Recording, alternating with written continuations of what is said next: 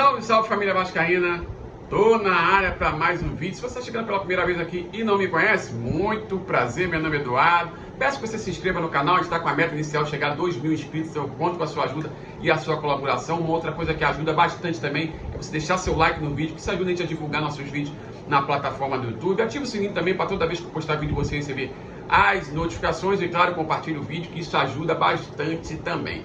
O tema de hoje é Zé Ricardo. Demitir ou não demitir? Eis a questão. Pois é. O treinador Zé Ricardo está sendo bastante cobrado aí, né, por causa do mau desempenho do time no ano, né? Lembrando que nós, até esse exato momento, o ano do Vasco não é bom de novo. Mais um ano muito ruim do Vasco, desempenho, né, dentro de campo esportivo bem ruim, né? É um time que não agrada, né? O futebol apresentado não agrada a torcida, tá ruim de ver o jogo do Vasco, tá difícil, né?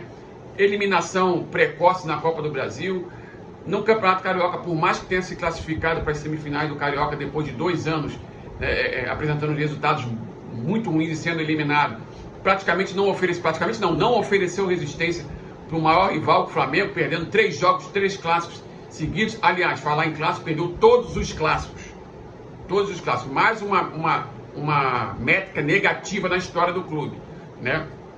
E isso faz com que aumente a pressão em cima do treinador. Então, muitas pessoas culpando o treinador pelo mau desempenho, né? E aí isso a gente precisa verificar algumas variáveis, né? Algumas variáveis. Até onde vai a responsabilidade do treinador? 2, até onde vai a responsabilidade da estrutura, né? Da estrutura capaz de dar condições para o treinador trabalhar. Então são 2 caminhos a serem seguidos, né? Vamos recordar alguns pontos aqui. Desde 2020 para cá, o Vasco teve 8 treinadores. Vamos recordar? E me corrija se eu estiver errado aqui nos comentários. Vamos recordar.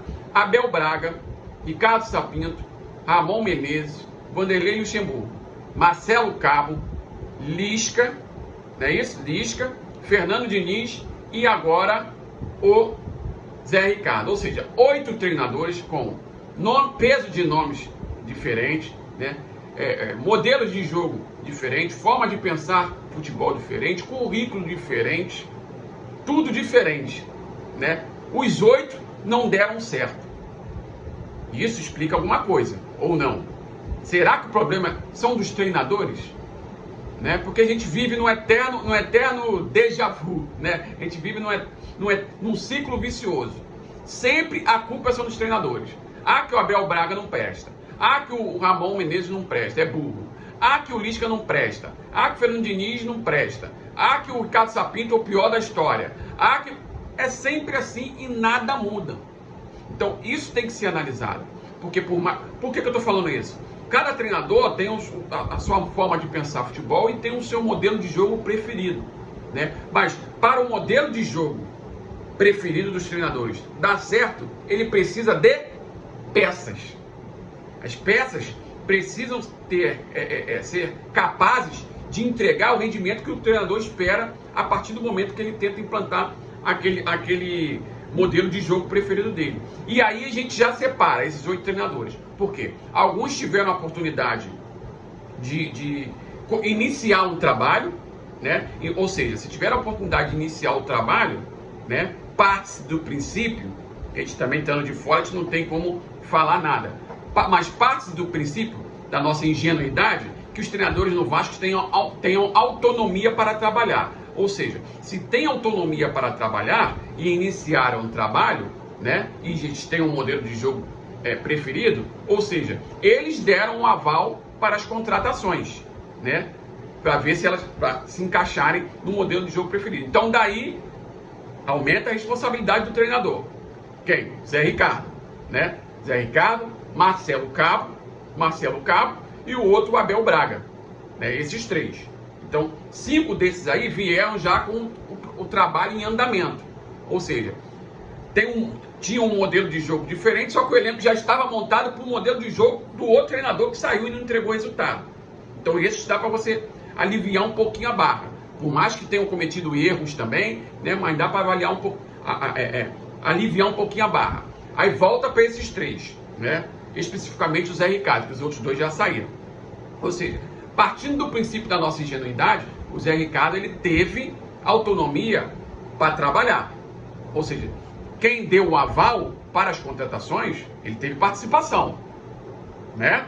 Partindo do princípio da nossa ingenuidade que ele tem autonomia para trabalhar. Então ele deu o aval, por exemplo, para a contratação do Isaac, para a contratação do Everton na lateral direita, né? Que depois trouxeram o Gabriel Dias para tentar suprir essa deficiência, né? Então, diante disso, cresce a responsabilidade dele. Claro, além das decisões de substituição, quem substituir, esquema a ser implantado, né? Que isso aí é uma característica intrínseca do treinador, é a leitura de jogo que ele tem, né? E aí ele vai arcar com as consequências de algumas possíveis decisões tomadas de maneira errada, né? Para os olhos do público, tá? Então tem essa questão da responsabilidade do treinador de, primeiro, avalizar as contratações que chegaram, né? Dar o ok. Segundo, de repente, tentar implantar um modelo de jogo, né, que vá de encontro às características das peças que ele tem no elenco para poder fazer com que esse rendimento cresça. Existe isso também, e aí cresce mais ainda a responsabilidade dele, porque não teve essa leitura, né, de avaliar o elenco e ver, olha, eu tenho uma proposta de jogo, mas avaliando esse elenco aqui e sabendo que o Vasco não tem condição de mudar todo o elenco, apesar de que em 2022 está fazendo isso, foram 20 contratações até o momento, ou seja, 20 contratações é a reformulação de elenco, né? Reformulação de elenco, né? Chancelada por quem? Pelo Zé Ricardo. Então aumenta mais ainda a responsabilidade dele. Não é aquela coisa tipo, não, contratações pontuais, 3 ou 4, analisou o elenco, mas vamos fazer 3 ou 4 contratações e de repente teve uma leitura errada na análise do elenco inicial. Não foi esse caso, né? Foram 20 contratações, ou seja, ele participou ativamente da montagem do elenco. Então, se teve uma leitura errada dos jogadores que foram contratados para entregar o rendimento que ele gosta, que ele quer, né, a partir do momento, a partir do modelo de jogo preferido dele, então ele tem responsabilidade nisso, né? Tem a responsabilidade nisso. Aí vamos para o outro caminho, da estrutura que está implantada no clube hoje, né? Estrutura essa que tem como objetivo dar as melhores condições para o desenvolvimento tanto da comissão técnica quanto dos atletas. Vamos analisar a estrutura agora, né? A gente sabe que existe uma filosofia implantada no clube de tratar o departamento de futebol como se fosse banco, né? O clube como se fosse banco. Lembrando que o departamento de futebol é o carro-chefe do clube, né? E hoje nós temos pessoas, né, nessa estrutura do futebol, no clube, né? Vamos falar só na estrutura do futebol. No clube, nós sabemos que a gente tem pessoas que entregaram o pior resultado esportivo da história do clube no ano passado. Que foi o quê? A permanência para a Série B. E são as mesmas pessoas que fizeram o planejamento para 2022. Ou seja, temos problemas na estrutura, né? Temos problemas na estrutura. Então, aí volta aquela questão, será que o treinador ele tem autonomia? Porque no ano passado, nós tivemos alguns treinadores, por exemplo, o Lisca, que pediram autorização para tomar algumas decisões que ele julgou ser importantes no momento ali e não foi autorizado. Ou seja, passou a impressão para a torcida que não se tinha autonomia. Aí depois outros treinadores passaram por ali, né, foram demitidos e em algumas situações de entrevistas coletivas deram algumas indiretas que ficou meio estranho, né? Ficou meio estranho. Ou seja, se a gente ligar os pontinhos, né, pelo menos a gente tem a percepção de que tem alguma coisa errada na estrutura, né? Então será que esses jogadores que chegaram, esses 20 jogadores que chegaram, né, o Zé Ricardo deu o ok mesmo, ou ele chegou e falou assim, não, esse eu não quero, e a estrutura chegou assim, não, mas esse vai vir porque um empresário dele é meu amigo, né, e eu preciso fazer retribuir um favor que ele fez para mim no passado. Será que isso acontece?